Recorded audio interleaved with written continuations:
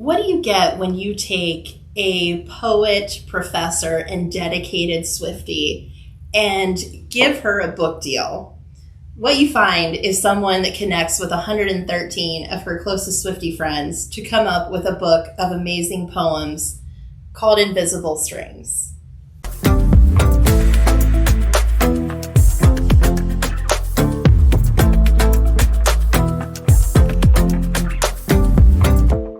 Welcome to What Are You Reading with the Public Library of Mount Vernon in Knox County. I'm Christy. And I'm Katie. And this month we decided to show our Swiftie love, and we both read Invisible Strings, 113 Poets Respond to the Songs of Taylor Swift, edited by Christy Frederick Doherty.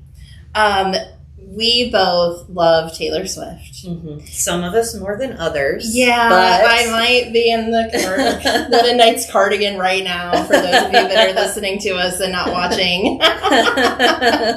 So funny enough, like Katie and I have been working together for almost 8 years now. Mm-hmm. And I am a diehard Swiftie, and I think that slowly over time, you liked Taylor Swift. I liked her. I got a little mad at her when she switched from country to pop. Mm-hmm. And then we've talked about we're never, ever, ever, ever, ever, ever getting back together. Yeah. And then I was like, oh no. But then I got back into her and was like, oh, these are great. I love them. I think like over the pandemic, Katie and I worked through, even though the library was closed, we wanted to make sure that there were materials still available to our patrons. Mm-hmm. So Katie and I did the best we could to stay available on chat, to run books out to people in their cars, mm-hmm. To still get people the materials that they needed, getting phone calls, that kind of stuff. But since the building itself was closed, we had the ability to have some music on. Mm-hmm. So I was constantly playing Taylor to get us mm-hmm. through some of the darkest days and some of the loneliest times that we had during the pandemic. Mm-hmm. And it just kind of stuck. And Taylor was there for us through, and I think she is, there for so many people, actually mm-hmm. generations at this point, mm-hmm. Where you can always relate something in your life to a Taylor Swift song. Oh, yeah, absolutely. Right? So what was really fun about Invisible Strings, which if you're watching at home, the cover is stunning. It actually matches my cardigan for midnight. But it's covered in all of these beautiful stars that are all the colors that connected to her eras, which we saw so much of during the Eras tour. So Taylor connects a color with, events in her life, albums in her life that she's created for mm-hmm. us. And this book really does reach across her entire discography. Mm-hmm. So each poem is inspired by one of the songs. Mm-hmm. And what was fun for Katie and I was trying to figure out maybe which song or era even inspired mm-hmm. each poem. Mm-hmm. Yeah, and some of them are real obvious, mm-hmm. and some of them are not. Yeah. One of the ones that I always connect to, because it never fails. What I'm listening to Spotify, I'm like listening to her on Hoopla, mm-hmm. no matter what it is. Almost always, The Last Great American Dynasty comes on. Yeah. And then I turn to page 63 in Invisible mm-hmm. Strings, and we get Hark, the Raucous Heiress Speaks. Oh. Where she actually, the heiress is like explaining herself. Mm-hmm. Not that she needs to. Yes. But like the first line, from the first line, I was like, oh mm-hmm. my gosh. Because it's, listen, I poured champagne in the pool to mask the chlorine. And I talked over others because I wanted to be heard and seen. And it's like, yeah. Yeah. Mm-hmm. Absolutely. As we were talking, when we were kind of working through the poems ourselves, there were so many that you could see a couple of songs mm-hmm. in there mm-hmm. too, because it also reminded me of This Is Why We Can't Have Nice Things. Mm-hmm. We poured champagne in the pool. We had this like Great Gatsby summer, mm-hmm. at that house. So, mm-hmm. Taylor owns a property in Rhode Island that mm-hmm. was owned by Harkness. And, that heiress has just these crazy stories about mm-hmm. dyeing the neighbor dog key lime green mm-hmm. Because she was mad at the neighbor. I mean, crazy stuff like mm-hmm. that. And was known for causing quite a ruckus, mm-hmm. On the quiet beaches of Rhode Island. Mm-hmm. What else is like really cool about this book is that when you get to the end of it, you do have little outros on responding to Taylor Swift songs. So each of the poets wrote a little something that's kind of a response to the poem, to the songs that Taylor does. So that was really interesting to read to, as well as Christie's intro, because that really gave me an idea of where we were going with these poems and how it was really cool to hear how this book came together. Yes, and I think I think just about every poet she approached was like, heck yeah, I want to do this. It just shows how wide Taylor Swift's fan base actually is, because you wouldn't think that professors or literary poets would be like, oh, whoa, Taylor Swift, but or popular music. Yeah, but she basically was like, I didn't have to ask him twice. No.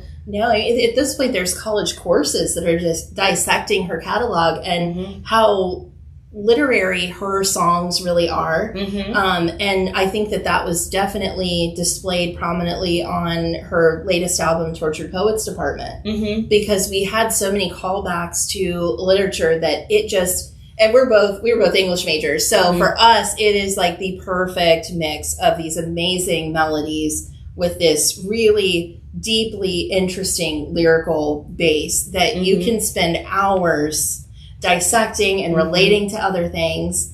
And this book just lent itself to furthering that lore, and really made me appreciate everything that Taylor not only represents to us, but is now representing to other groups of artists, really. Oh, yeah. Yeah, and you can tell just by looking at the names that it's a wide-reaching list of author or poets. And some of the poets, they're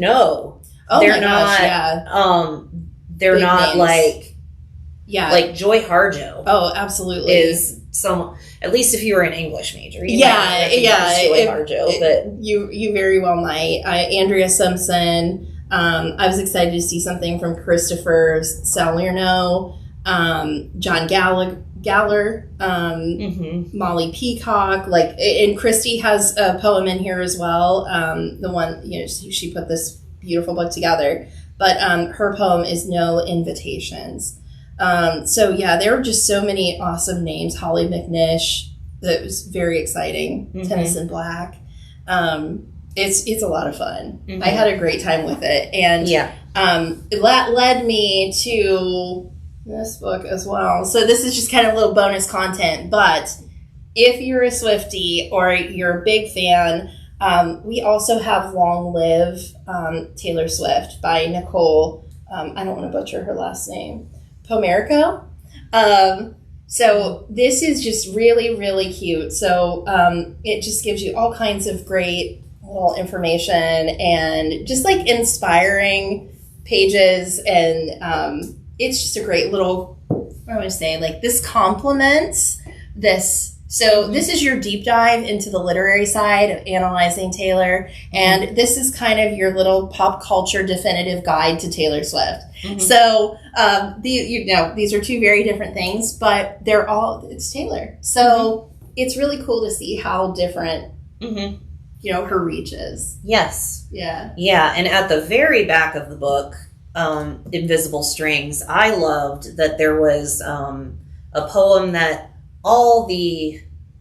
most, if not all, of the poets contributed to, and it was called a cento, where basically, I would write a couple of lines, and then you would write a couple of lines, and then the next person would write a couple of lines. And it was just, really interesting and had so many thought-provoking things in it. Absolutely. I thought that was a really great way to bring everything together and to see how they related together. There were so many in here that I really loved.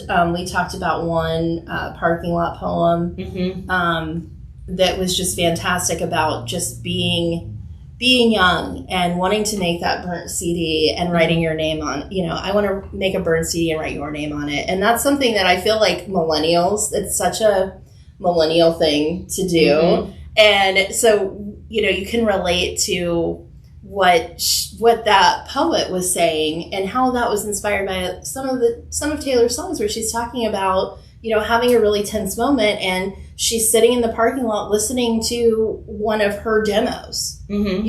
And thinking about maybe signing that huge contract, or, mm-hmm. You're able to relate it back to maybe stories you've heard about Taylor, and then relate it to your own life too. Mm-hmm. Deep Into December was another one that I absolutely loved. Mm-hmm. Oh my gosh.